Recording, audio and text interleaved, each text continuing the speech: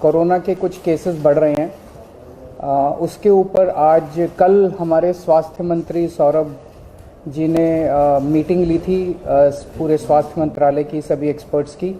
आज मैंने उसके ऊपर मीटिंग ली।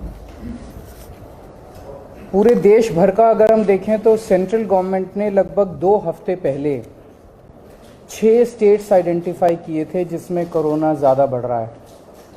वो थे गुजरात, महाराष्ट्र, केरला, कर्नाटका, तमिलनाडु और तेलंगाना। उसमें दिल्ली नहीं था।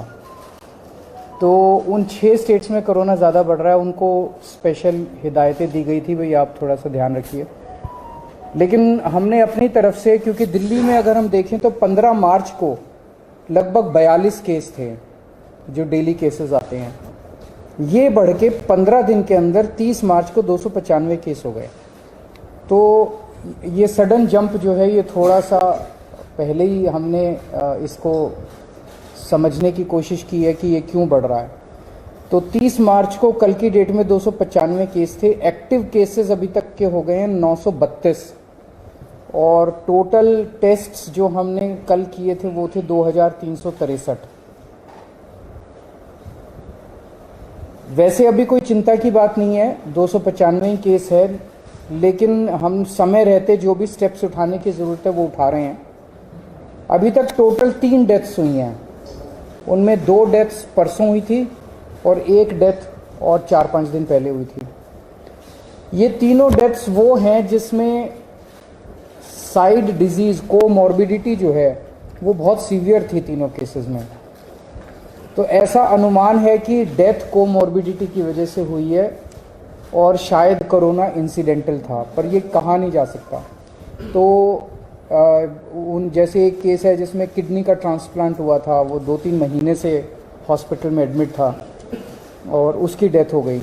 तो ये कहना कि वो कोरोना से डेथ हो गई ये थोड़ा शायद गलत होगा, लेकिन ये फैक्ट है कि 3 केसेस ऐसी डेथ हुई है जिनको कोरोना था। इन 3 में से 2 दिल्ली के बाहर के रहने वाले थे। अभी इस वक्त जितने भी हमारे केसेस पॉजिटिव आते हैं 100% केसेस की हम जीनोम सीक्वेंसिंग करा रहे हैं। उसका हमारा मकसद ये है कि अगर कोई भी नया वेरिएंट अगर निकल के आए तो हमारे को पहले से पता चल जाए कि कहीं कोई चिंता का विषय तो नहीं है। तो 100% केसेस की जीनोम सीक्वेंसिंग करा रहे हैं।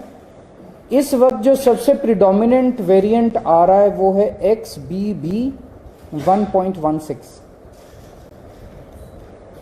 लगभग 48% केसेस में ये वाला वेरिएंट है और जो बाकी भी हैं उनमें भी इसी वेरिएंट के कुछ सब वेरिएंट्स हैं। इस वेरिएंट की 3 क्वालिटीज़ हैं। ये वायरल बहुत तेज़ी से हो रहा है, बहुत तेज़ी से फैल रहा है, लेकिन ये सीवियर नहीं है बिल्कुल भी। ना तो इसमें कोई तेज़ सिम्टम्स हैं और ना ही इसमें ज़्यादा हॉस्पिटलाइजेशन की ज़रूरत है और ना ही इसमें डेथ्स की ज़्यादा चिंता है।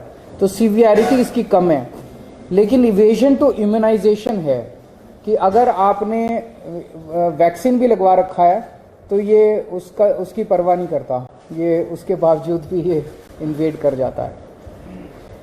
एक जो हम लोग दिल्ली में कर रहे हैं कि सीवेज जो है उससे हम एडवांस में पता करने की कोशिश करते हैं कि कहीं कोरोना तो नहीं आ रहा। तो मिड फरवरी तक जितने हम सीवेज के 7-8 जगह से पूरी दिल्ली में सैंपल उठाते हैं सीवेज के और उनको टेस्ट करते हैं। पहले अगर कोरोना आता है तो पहले सीवेज में कोरोना डिटेक्ट होना चालू हो जाता है। मिड फरवरी तक 0 कंप्लीटली पूरे दिल्ली में नेगेटिव था। उसके बाद से धीरे धीरे पॉजिटिव कुछ सैंपल्स में आना चालू हुआ और पिछले 15 दिन में अब ये सीवेज में पॉजिटिव इसके वो निकल के आ रहे हैं। हमारी इसको लेके पूरी तैयारी है। वैसे तो कोई भी चिंता करने की ज़रूरत नहीं है, बहुत कम अभी केसेस हैं और कोई सीवियरिटी भी नहीं है, लेकिन तैयारियों को देखते हुए हमारी 7,986 बेड्स हमारे अभी तैयार हैं कोरोना के लिए।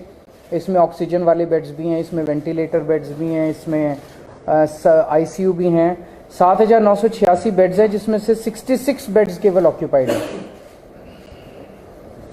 66 RT-PCR के टेस्ट करने की हमारे पास सफिशिएंट क्षमता है।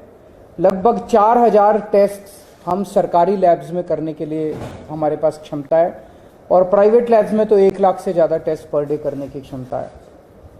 वैक्सीन भी बहुत अच्छा परफॉर्मेंस अभी तक रहा, नेशनल एवरेज से ज़्यादा अच्छा रहा। 18 प्लस की कैटेगरी में तो लगभग सबको वैक्सीन लग चुकी है, और 18 से निचली उसमें आए तो फर्स्ट डोज सबको लग चुकी है, सेकेंड डोज भी 85% के लगभग लोगों को लग चुकी है। हमारे पास सफिशिएंट एम्बुलेंस है, सफिशिएंट ऑक्सीजन अवेलेबल है, सफिशिएंट ऑक्सीजन स्टोरेज की कैपेसिटी है। 26 मार्च को हम लोगों ने 38 सरकारी दिल्ली सरकार के हॉस्पिटल्स की खुद ब खुद एक मॉक ड्रिल की थी कि बाई चांस अगर हो जाए तो, और इसमें जितने मान लीजिए कोई इक्विपमेंट काम नहीं कर रहा था, ऑक्सीजन वाली अवेलेबल है नहीं है, वैक्सीनेशन, सारी चीज़ों की एक से ट्रायल करके देखा था कि सारी चीज़ें काम कर रही है कि नहीं कर रही। अब केंद्र सरकार के निर्देश आए हैं, 10 और 11 अप्रैल को एक बारी सारे सरकारी और प्राइवेट हॉस्पिटल्स की मॉक ड्रिल की जाएगी। इसके ऊपर दिल्ली सरकार एक कैंपेन चलाएगी, अब एक मीडिया कैंपेन चलाया जाएगा लोगों को कोरोना के बारे में जागरूक करने के लिए और एहतियात बरतने के लिए कि कोविड अप्रोप्रिएट बिहेवियर फॉलो किया जाए। एयरपोर्ट के ऊपर 2% के लगभग पैसेंजर्स को रैंडम टेस्टिंग की जा रही है, और जितने भी दिल्ली सरकार के हॉस्पिटल्स हैं सबको बोल दिया गया है कि आइसोलेशन वार्ड्स कोरोना पेशेंट्स के लिए रखे हैं। कहीं ऐसा ना हो कि किसी को बहुत सीरियस, मान लिया ILBS में किसी को किडनी ट्रांसप्लांट हुआ, उसको कोरोना हो गया, अब उसको कोरोना वाले हॉस्पिटल में नहीं ले जाएंगे हम, वहीं पे अगर आइसोलेशन बेड होगा तो वहीं पे उसको एक अलग वार्ड में कर देंगे, तो उसका कोरोना का, किडनी का भी ट्रीटमेंट होता रहेगा और उसका कोरोना। तो हर अस्पताल के अंदर एक आइसोलेशन वार्ड की तैयारी की गई है।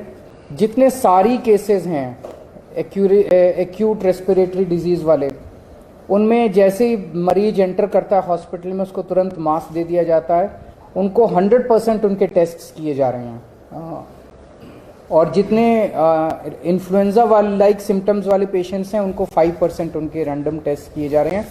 तो ओवरऑल दिल्ली में लोगों को घबराने की ज़रूरत नहीं है, सरकार पूरी तरह से नज़र रखे हुए है और सरकार पूरी तरह से किसी भी इवेंचुअलिटी को फेस करने के लिए तैयार है।